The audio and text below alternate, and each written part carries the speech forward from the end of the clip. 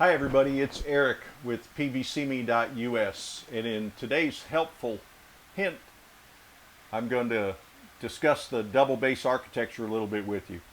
So the double base architecture started out with me with these concrete weights. Before I invented this double base here, I was using these concrete weights all the time. And so the size of my bucket determined how wide I could have these 1 1/4 inch pipes, and that determined the whole structure of the architecture.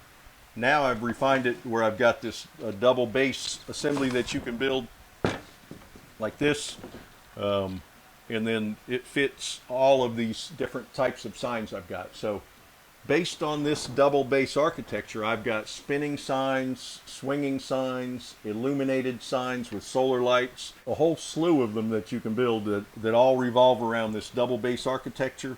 So you could use either build a double base or you can do one of these concrete weights. In order to keep all this consistent, I did a lot of math, a lot of figuring out how to make it work, and I'm going to share a couple of those things with you so that when you start to build your signs, you can start off on the right foot.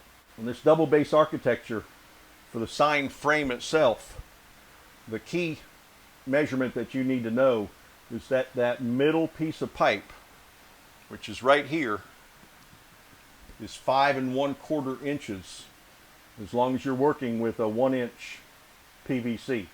Okay, so this piece here, no matter how many of these you get going, the middle piece in that double base architecture has got to be 5 1/4 inches, and that makes the rest of it work out. On the double base itself, down here, because the 1 1/4 inch fittings allow more pipe to go inside them, you'll see that this piece here on the double base only needs to be 5 inches.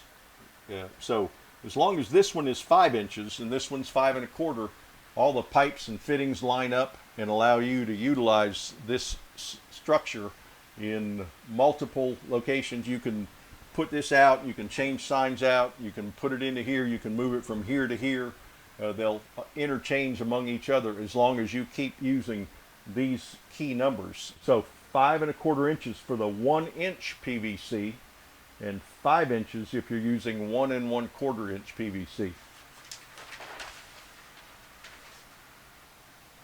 One more set of dimensions for you, and that is for the outside section of the sign frame. So this is a generic sign frame. I'll relate it to this one for you. I'm talking about this piece right here. So in the middle, you've got your 5 1/4 inch piece, and the outside edge, outside section of the bottom rail is what I'm talking about right here. So if you're building a 17-inch wide sign frame, your outside edge is going to be 4 3/8 inches. If you're building a 21-inch wide sign frame, your outside section is going to be 6 1/2 inches. If you're building a 25-inch wide sign frame, which is what this one is, this is a 24 by 24 sign, so the frame itself is 25 inches wide. That means that the outside sections of the bottom rail on this piece here are 8 3/8 inches. And then the next size up I've got is a 30-inch frame. And if you're building a 30-inch wide frame, the bottom rail outside pieces are 10 7/8 inches. So even though it sounds precise, the 7/8, the 3/8, whatever, it's important, because if you get off here 1/8 of an inch, and here 1/8 of an inch, and here 1/8 of an inch, and here 1/8 of an inch, and here 1/8 of an inch, you're going to end up with a sign frame that is not square, and the whole thing is not going to function in the wind the way it was designed to. So keep in mind all these numbers. You can refer back to this video if you ever need to. Make sure you like and subscribe, and thanks for watching.